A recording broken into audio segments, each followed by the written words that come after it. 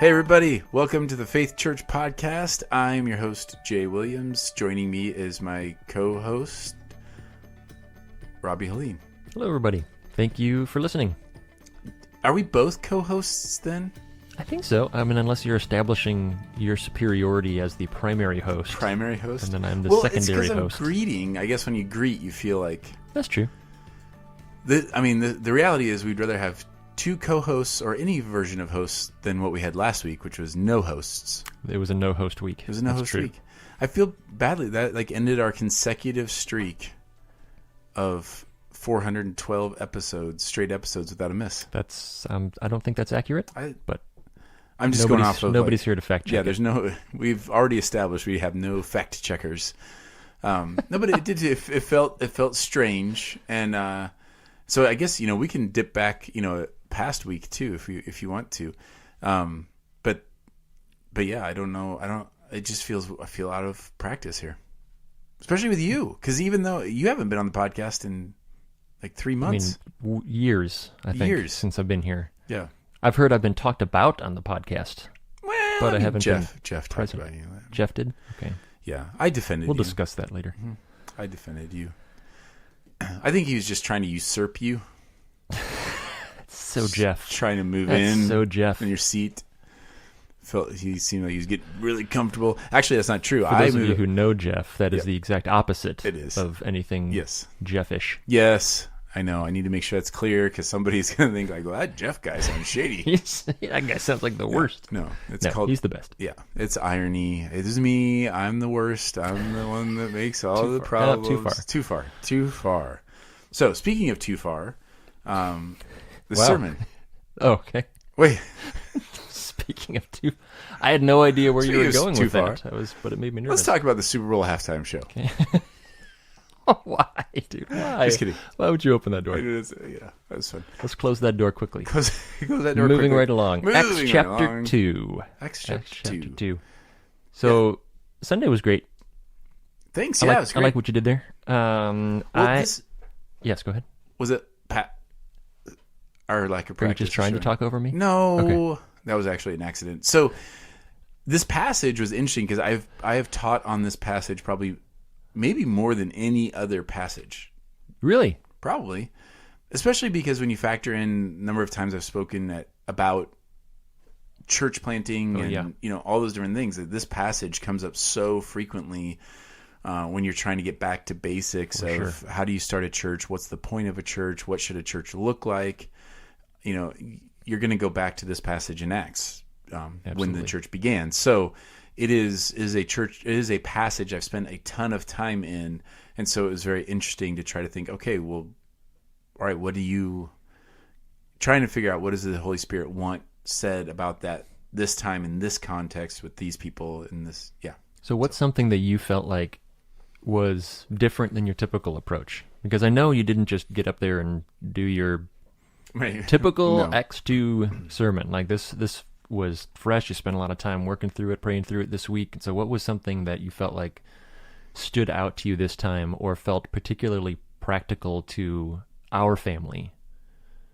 Yeah, I think, it really was the point of being fully devoted because in the past, when you're dealing with it in a church planting situation or with, so often we would go back to that passage when we had house churches and non-believers or brand new believers.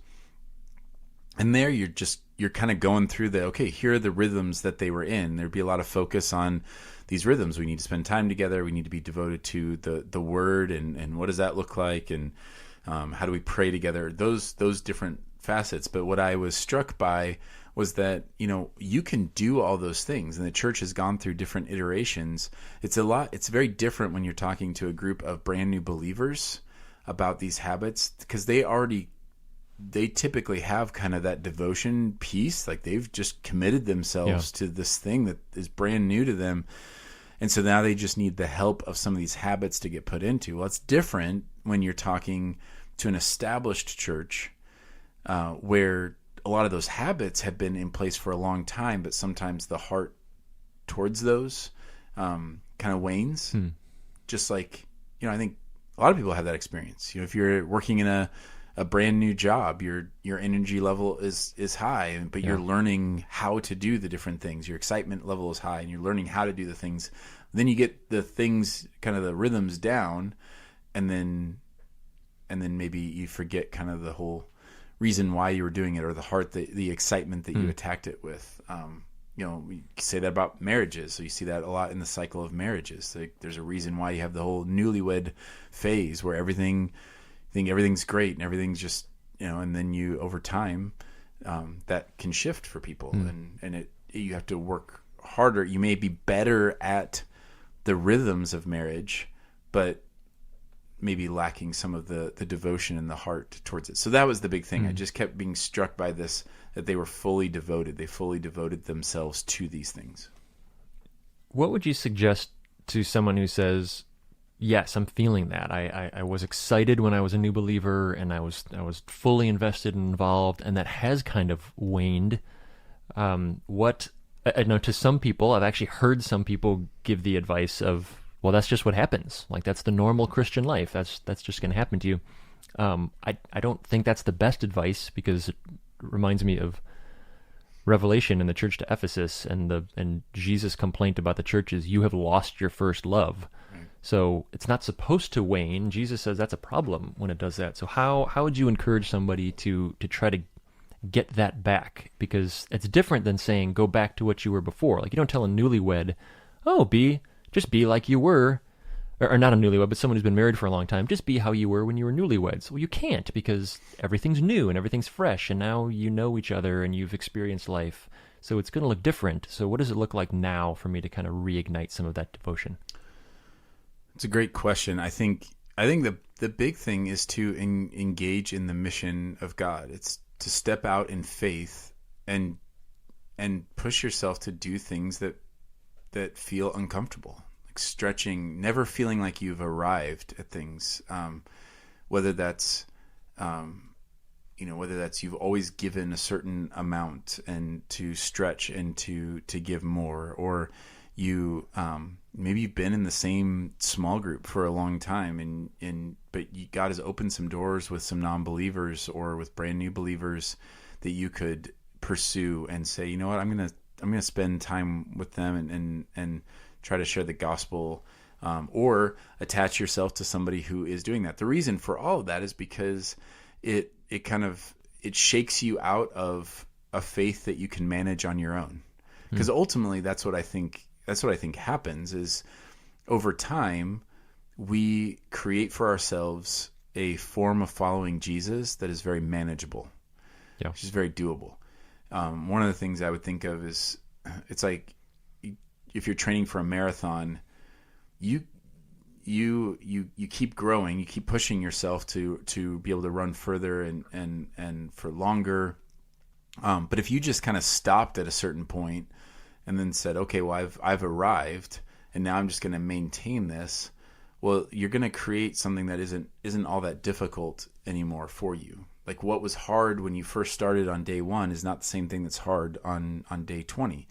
Or if you're lifting weights or something, if you want to grow in something, you have to continually push yourself beyond your comfort zone by definition, because otherwise you just stay in your comfort zone. Yeah. And I think for a lot of Christians, it is we do things that were at one point took a lot of faith to kind of step out to do something.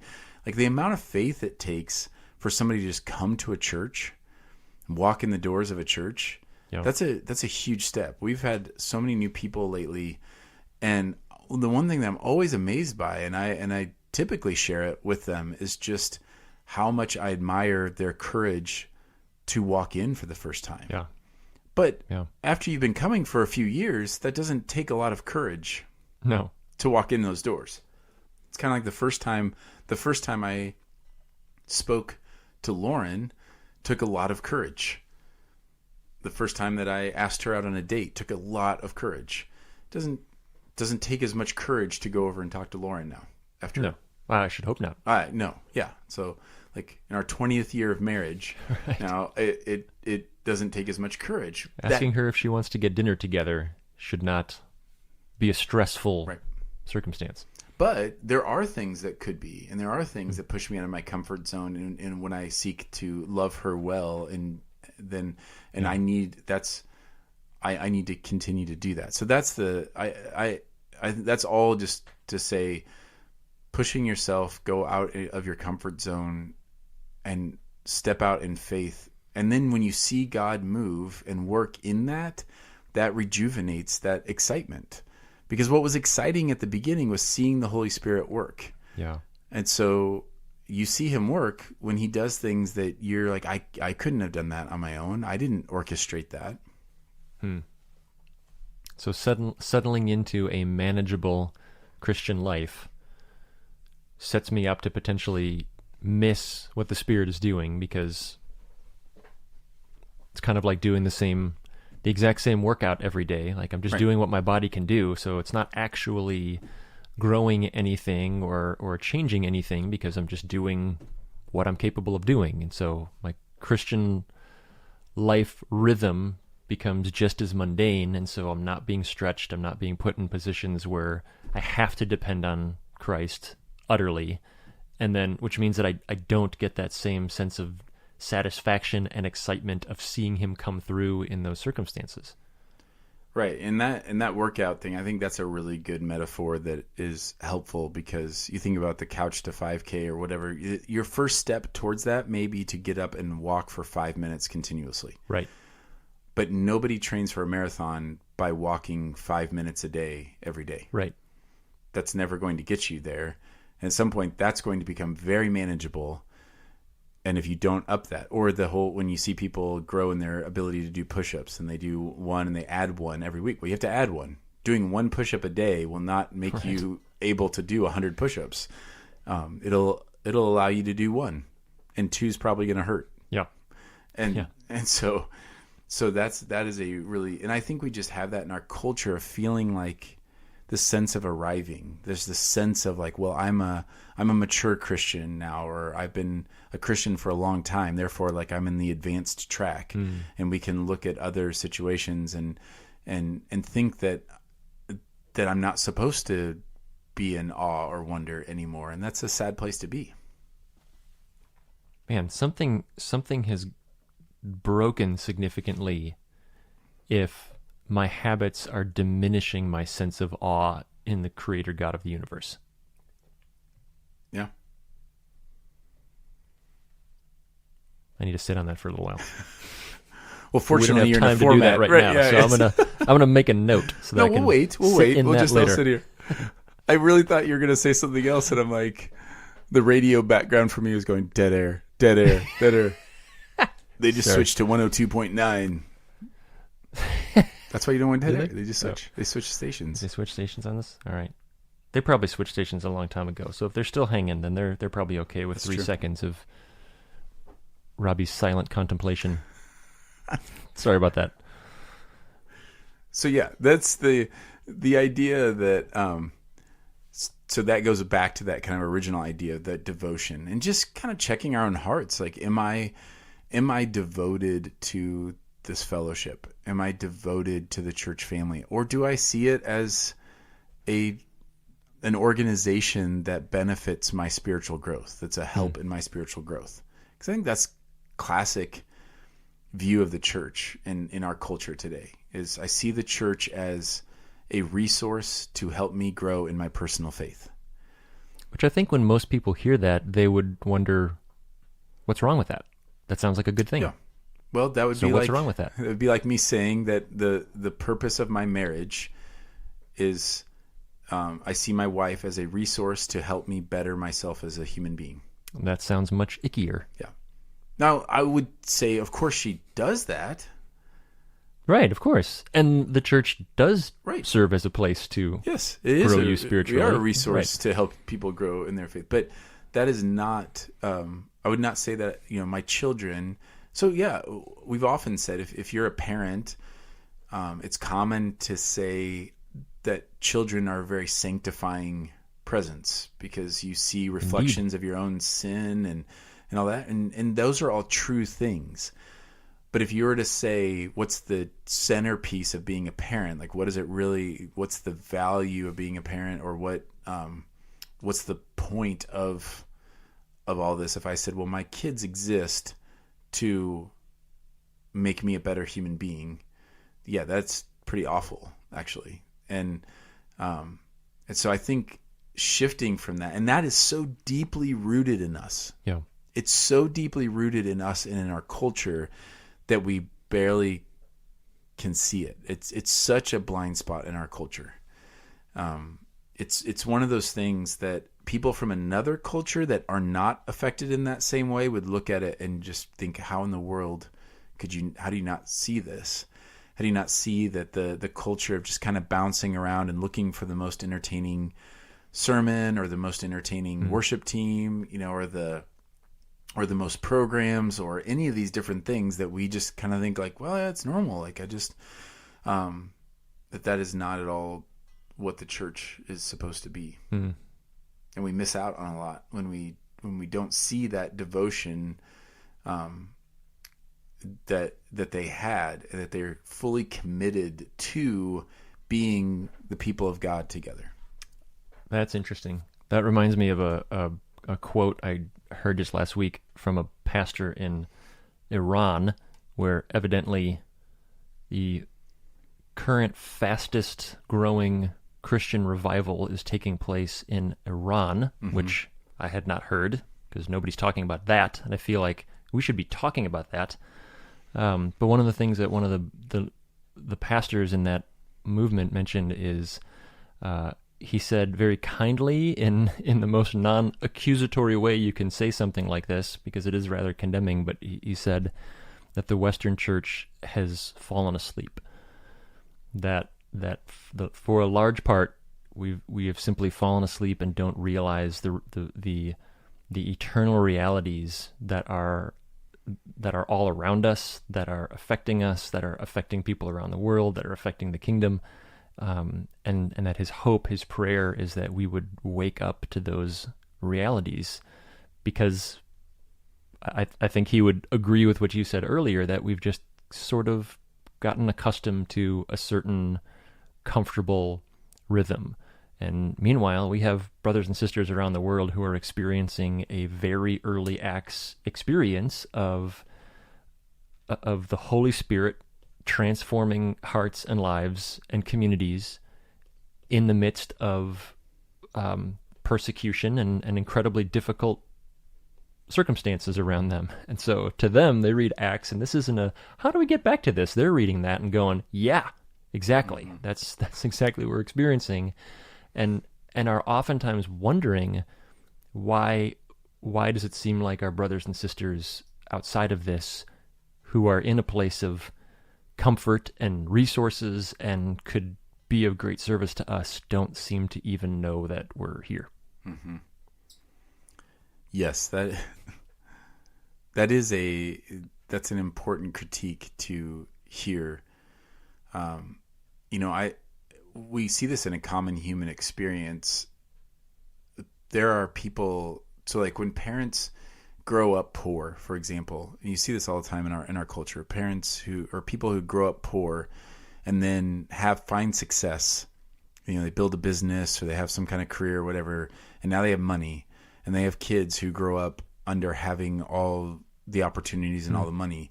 And their big concern often is, man, my kid doesn't know what it's like to be hungry. They don't know what it's like to have to be motivated, to have to make it, or else, so it's both this thing that you see as a blessing is also a curse. That's right. Because you would never want, if you have the means and the opportunity, you'd never starve your child just so they would feel what it was to be hungry. Right. You would never, sabotage their getting into a college just because they've had opportunities, at a good school or whatever.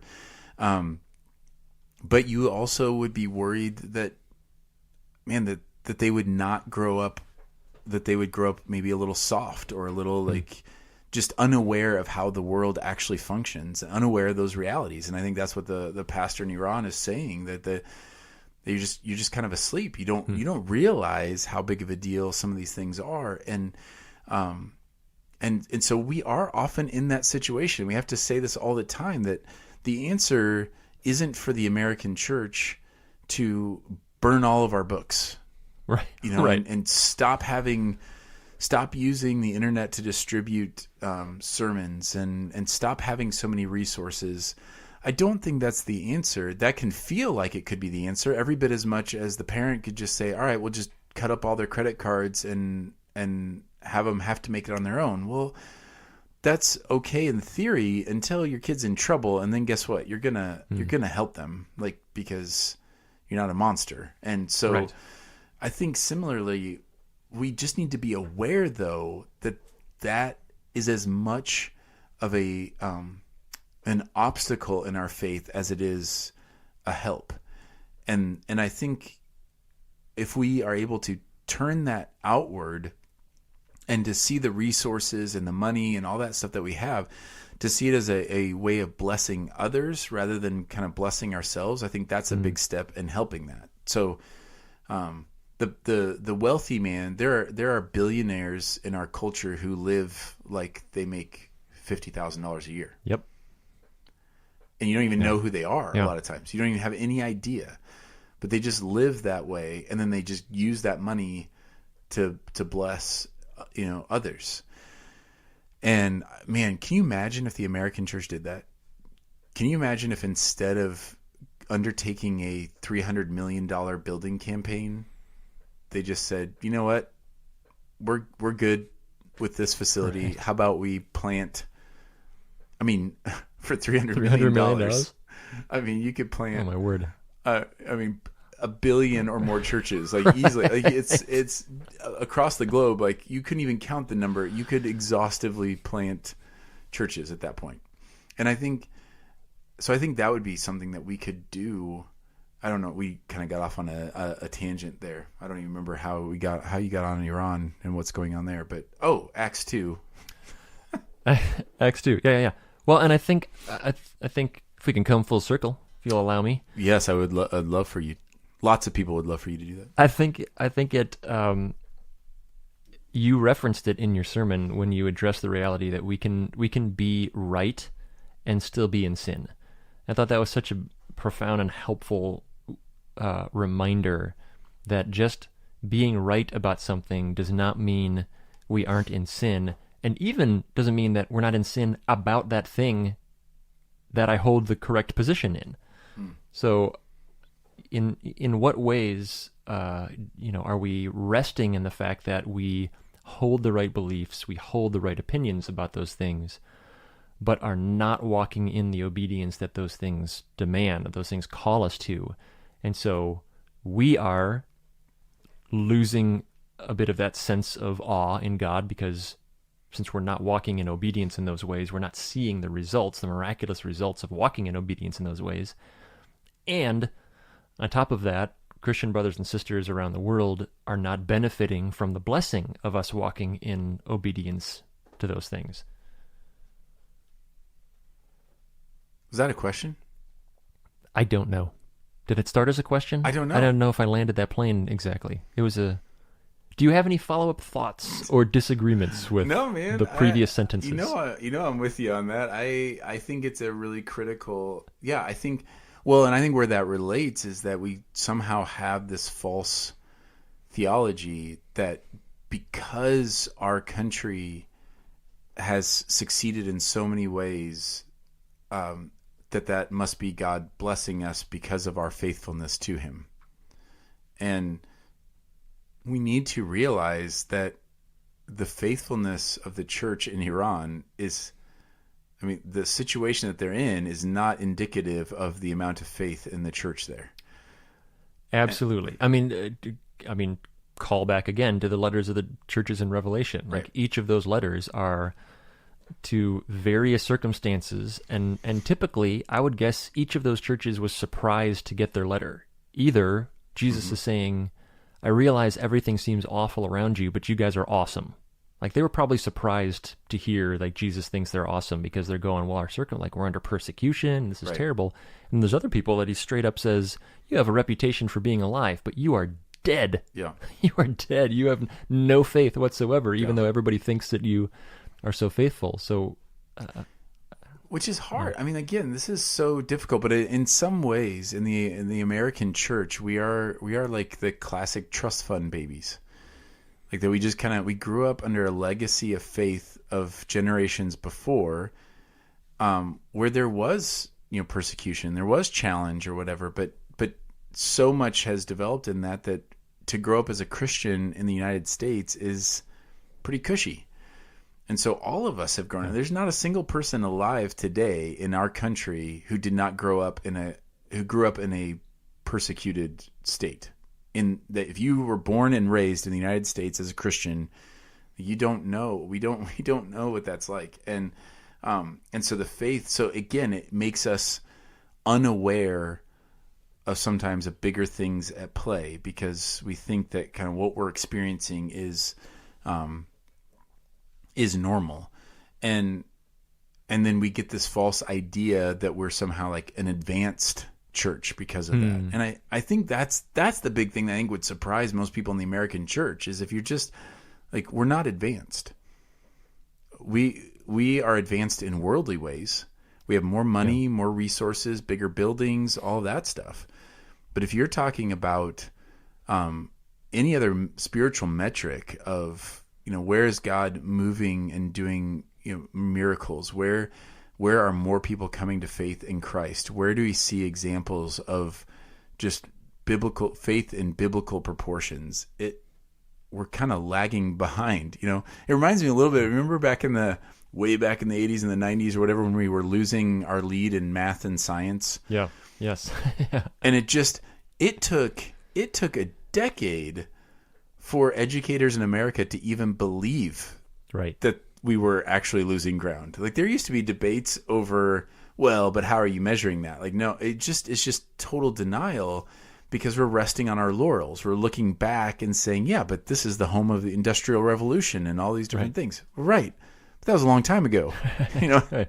And so to look at, people escaping here for religious freedom, yeah, that was a long time ago, and we're just in a different state, in a different era right now. But that doesn't mean that we don't have something incredible to offer. But I think that's what our brother in Iran is saying, is that if we're asleep, if we wake up and realize the church across the globe is seeing incredible growth in the most unlikely of places, or what feel like to us the most unlikely of places, and we have the ability to contribute and help and minister and comfort in those if we would just see it and turn outward. Yeah, the response to that, the response to acknowledging what has been given to us and your definition of cushy Christianity is not, I don't think, should not be shame or regret or like something is wrong, but to acknowledge that and say, wait a minute, we actually have this amazing resource to steward.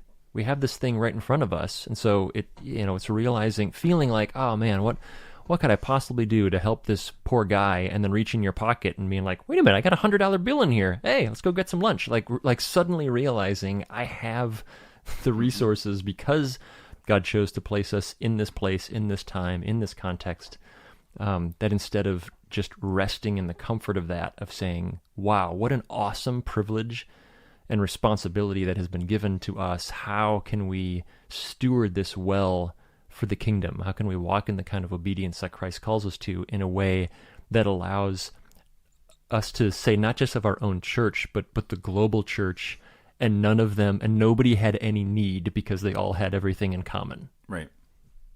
Yes. Taking that to a global, which I wish I would have had time to do that, to say this isn't just here locally, but it is global. Like our brothers and sisters in Iran, like we should be considering, how do we support, because you see that in the New Testament where Paul, he's writing, some churches supported him to be able to go and share the gospel with other churches and with other places. And then he didn't have to rely on the places that he was ministering to support him because other people were supporting him. And we need to do that more and more. And I think that then goes back to the idea of, well, how do you increase the devotion? Well, that's part of it. Part of it is to widen my stance and realize that I'm a part of a worldwide church. That's right. It's not just right here. There's lots going on right here in my community that I can be a part of that would increase my devotion and my awe and my wonder. And then looking globally and seeing that, and then realizing, to what you were talking about, saying that you can be right and still be in sin. That is a heart stance. Yeah. And for so long, I mean, one of the things that has plagued the American church has been this worship of knowledge, this thing that Paul says puffs up. This idea that being right about something is what matters most. And as long as and that gets looked at in a vacuum, as long as I'm right, then I'm most of the way there. And then if I can be right in a loving way, that's what kind of bumps it up a notch. And what you see all the time in the New Testament, especially, but also in the Old Testament, is that to do the right thing or say the right thing or believe the right thing with the wrong heart nullifies it. That's right. It's not just slightly less better. Right. It's filthy rags. Yes. And we just need to be reminded of that. I need to be reminded of that, so that what we have to offer other countries and other churches, the church in Iran and other places, is not our vast amounts of knowledge. What we have to offer is comfort. I think financial help is something that we can offer, people resources. But we also then can learn from them in their faith. Like, it's not... Oh, yeah. Not in a patronizing way of like, oh, isn't that cute that they have that faith? Like, they spend some time. If you've never had the opportunity to spend time with a Christian who lives in a persecuted country, you will walk away. I guarantee you will walk away feeling like you were just with a spiritual giant. And they could be a brand new believer. Yep. They could have like no education at all. And you will walk away thinking, wow, my faith is nowhere near that. And I want it to be. And so I think, embracing that and just acknowledging it for what it is, and then saying, okay, well then how do we then steward what we have been given? Because we were placed here for a reason. And so, man, all that, this was quite the tangent from the sermon, but it is this idea of being, if I'm devoted to that, the only way that all happens is if I reorient my life around this purpose and mission and identity. I love that. And if you're listening to this and you're thinking, okay, so that's running the marathon. What is my 5 minutes of walking around? Then we want to help you with that. We want to help you take those first steps, so that, doing what we're able to do, empowered by the Spirit now, so that a year from now, we're doing things that we never thought we were ever going to be capable of. So we want to help you in that, and we need to know if you want help. So, and I know you're doing your wind-up spiel, like you're landing the plane, and I just grabbed the... And you love grabbing the handles, like, here we go. But here's one of those steps is to really fully invest in a local church family. So you may be listening to this and you don't live here, you don't go to our church. That would be one of the first step, is to say, okay, this is meant to be done in community. I can't be fully devoted and conjure that up just in my own self. Like, I don't have the lure of consumerism and comfort, and all that is just too strong. We need to be around other brothers and sisters who are also pursuing that same thing, so that when I am weak, another is strong, and vice versa.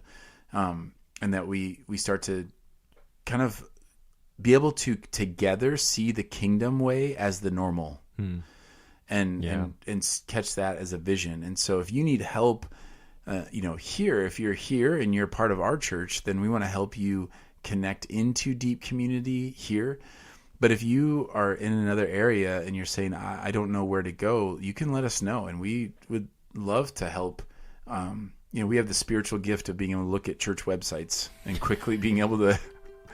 It's a miraculous gift. It is. It's a you can quickly look at it and say, okay, this would be a good place to go connect. And here's what you want to look for, and here's who you want to connect with. And because there's just no substitute to that. There is no substitute to being a part of a local body of believers who are going to pursue Jesus together. There you go. That's good stuff. I'll let you land the plane. Do we have clearance to land? Yeah, clearance to land. Clearance You've been to cleared land. for landing. All right. We're bringing it home. We love you, church. We are grateful to serve you and to serve alongside you. And until next time, grace and peace to you.